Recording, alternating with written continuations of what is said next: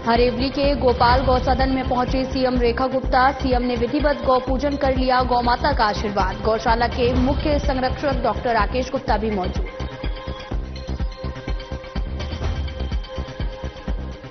दिल्ली की सीएम रेखा गुप्ता ने की प्रेस कॉन्फ्रेंस। दिल्ली बजट सत्र को लेकर दी जानकारी। कहा 24 से 26 मार्च के बीच बजट पेश करने की तैयारी।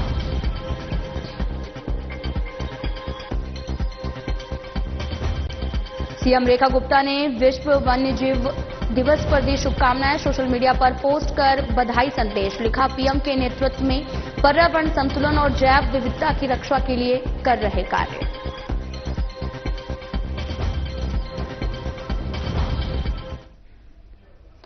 नमस्कार, मैं हूं आपके साथ अंकिता पाल। बुलेटिन की शुरुआत करते हैं। दिल्ली की मुख्यमंत्री रेखा गुप्ता ने बवाना स्थित हरेवली गांव के गोपाल गौ सदन पहुंचकर गौ माता का पूजा किया है और कई बड़े ऐलान भी किए हैं। इस मौके पर सांसद योगेंद्र चंदौलिया और गौशाला के मुख्य संरक्षक डॉक्टर राकेश गुप्ता समेत अन्य लोग भी मौजूद रहे। इसी पर हमारी ये खास रिपोर्ट। एरिया के पास है हरेवली गांव। यहाँ पर पिछले करीब 32 सालों से गोपाल गौ सदन नाम से गौशाला चल रही है, जहाँ लगभग 4500 गायों की सेवा होती है जो दूध नहीं देती हैं। दरअसल ये वे गायें हैं जो सड़कों पर घूम रही थी, जिन्हें एमसीडी द्वारा यहाँ पर लाया गया।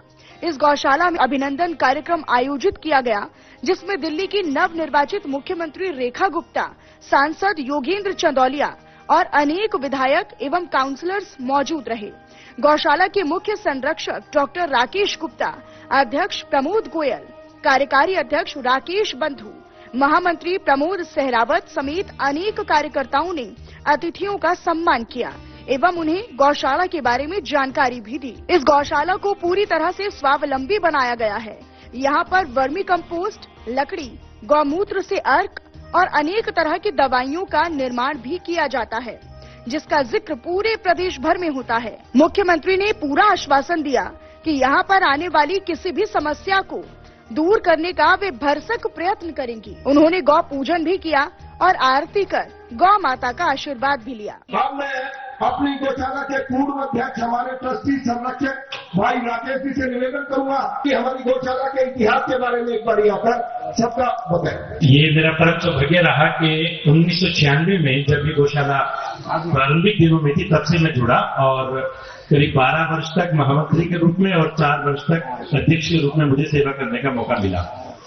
और जब भी हमें किसी तरह की समस्या आती रही, रेखा जी ने हमारा हमेशा मार्गदर्शन किया, हमारा सहयोग किया। विशेष रूप से उन दिनों में क्योंकि कांग्रेस की सरकार थी, तो बार बार हमारी ग्रांट भी रुक जाती थी, कभी एमसीडी से, कभी दिल्ली सरकार से, और वित्तीय दृष्टि से हमें बहुत सी समस्याओं का सामना करना पड़ता था। लेकिन क्योंकि हमारा क्षेत्र ये पीतापुरा, शालीमार बाग, रोहिणी का था और रेखा जी भी वहीं पर रहती थी, तो हमें ट्रस्टी बनाने हो या चारे की ट्रॉली की आवश्यकता हो, कोई गोडाउन बनाना हो, यहाँ पर शेड बनाने हो, हमेशा आपका सहयोग हमें मिलता रहा। जब हमने गौशाला प्रारंभ की थी, तब ये पूरी भूमि एक तरह से बंजर भूमि थी। यहाँ पर रेत होता था और घास का एक तिनका भी नहीं था। लेकिन गौ माता के चरण पड़ने से यहाँ पर आप देख रहे चारों तरफ पूरी तरह से हरियाली है और गायों के रहने के लिए भी अच्छे शेड बनाए हुए हैं और भूसा स्टोर करने के लिए भी बड़े बड़े गोडाउन बनाए गए हैं। गौशाला को स्वावलंबी बनाने के लिए हमने वर्मी कंपोस्ट बनाना शुरू किया। यहाँ पर हमने उपले और लकड़ी बनानी शुरू की, जो हमने निगम बोध घाट में देकर के वहां पर अपनी आय भी बढ़ाई और वहां पर जो लकड़ी इस्तेमाल होती थी उसकी जगह गाय के गोबर के उपले वहां पर इस्तेमाल होने लगे और उसके कारण से पर्यावरण की भी रक्षा हुई और लोग भावनात्मक रूप से भी गौशाला के साथ जुड़ने शुरू हुए। जैसे हमारे यहाँ कहा जाता है कि पहली रोटी गाय के लिए निकालनी चाहिए, लेकिन शहरों में रहते हैं, वहां पर गाय मिलती नहीं है, तो हमने गो ग्रास सेवा शुरू की और सैकड़ों की संख्या में हमने गाड़ियां लगाई जो घर घर जाकर के एक एक रोटी इकट्ठी करती हैं और यहाँ पर आकर के गाय को खिलाई जाती है। इस तरह के अनेक प्रकल्प हमने शुरू किए और हजारों लोगों को गौशाला के साथ में जोड़ा और अपनी गोपाल गौ सदन को पूरी तरह स्वावलंबी बनाने का प्रयास किया। इस अवसर पर मैं श्रीमान अशोक सिंह जी और श्री प्रेमचंद जी गोयल जी का भी स्मरण करना चाहूंगा, जिनकी प्रेरणा से, जिनके सत प्रयासों से आज गौशाला इस स्थिति में पहुंची है। एक बात और मैं बताना चाहूंगा रेखा जी, करीब 10 वर्ष पहले, 15 वर्ष पहले दिल्ली सरकार ने एक समिति बनाई कि गौशाला को बंद कर दिया जाए, बिना बात के ये एक बर्डन बनी हुई है, और एक सर्वे कराया गया कि किस किस गौशाला को बंद करें।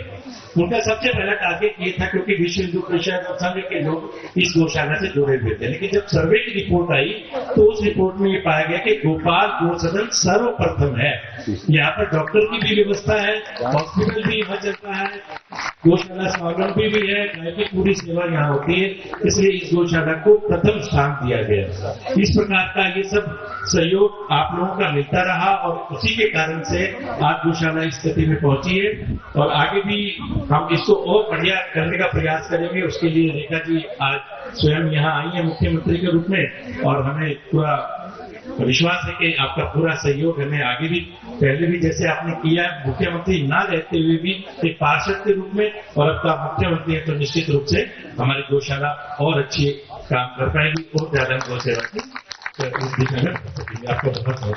हमारा गौवंश हमारा सुरक्षित रहे, ये प्रत्येक हिंदू की जिम्मेदारी है, प्रत्येक व्यक्ति की जिम्मेदारी है, और इस आहुति के अंदर हम कितना योगदान दे पा रहे हैं इसका भी हमें समय समय के ऊपर हमें आत्मचिंतन करने की आवश्यकता होती है, क्योंकि सारे के सारे काम सरकारों पर निर्भर नहीं हुआ करते। मैं इस गौशाला हरेवली के अध्यक्ष भाई प्रमोद कैरावत जी का, जो गौशाला के महामंत्री हैं, हमारे विधायक राजकरण खत्री जी हैं, नरेला जोन के चेयरमैन भाई पवन जयरावत जी हैं, और बहुत से हमारे भाई राकेश जी यहाँ बैठे हैं, जो सामाजिक सेवा का एक स्तंभ है। गौ माता की आज हरेवली गौशाला के इस परिसर में आई हूं मैं। राकेश गुप्ता जी ने सही कहा, जब 1996 में इस गौशाला के बनने की बात थी, एक परिवार के नाते हम लोग माननीय प्रेम जी गोयल, जो उस समय के संघ के नाते पूरा गौशालाओं का काम देश भर में देखते थे, तो उनकी बड़ी इच्छा थी कि दिल्ली में ऐसी गौशाला बने जहां पे वो काम हो जो सही मायने में गौ सेवा के होने चाहिए। जमीन ढूंढी गई, और कैसे उस समय रास्ता तक नहीं होता था पहुंचने के लिए, ढूंढ ढांड के पहुंचते थे। धीरे धीरे करते हुए आज इतने वर्षों में एक बड़ा वर्ग गौशाला की सेवा करने के लिए जुड़ा। मैं पूरी टीम को हृदय की गहराइयों से बधाई देती हूँ। और मैं अभी अपने ऑफिसर्स के साथ में वो सारे कागज देख रही थी कि पीछे का क्या इतिहास रहा है, सरकारों ने क्या क्या किया। आज इस मंच के माध्यम से कहती हूँ कि गौशाला के हक का 1 रुपया भी पेंडिंग नहीं रहेगा, सारा का सारा पैसा गौशाला को दिया जाएगा। जितनी ग्रांट आपके लिए सैंक्शन है, उन्होंने मुझे बताया कि 24 करोड़ की ग्रांट आप लोगों को दी जानी है। सारे के सारे रुपए जो गौशाला के हैं, गौ माता के हक के हैं, तुरंत प्रभाव में वो आप सबको पहुंचे, ये मेरी जिम्मेदारी है। और नगर निगम को भी उनका पूरा पैसा, हम पिछली सरकारों के जैसे करने वाले नहीं है कि जब वो नगर निगम को उनके पैसे नहीं देते थे, नगर निगम को भी उनके शेयर का पैसा पहुंचे, ये भी मैं इंश्योर करूंगी, ताकि उनके माध्यम से जो काम गौशालाओं के होने हैं वो रुके नहीं।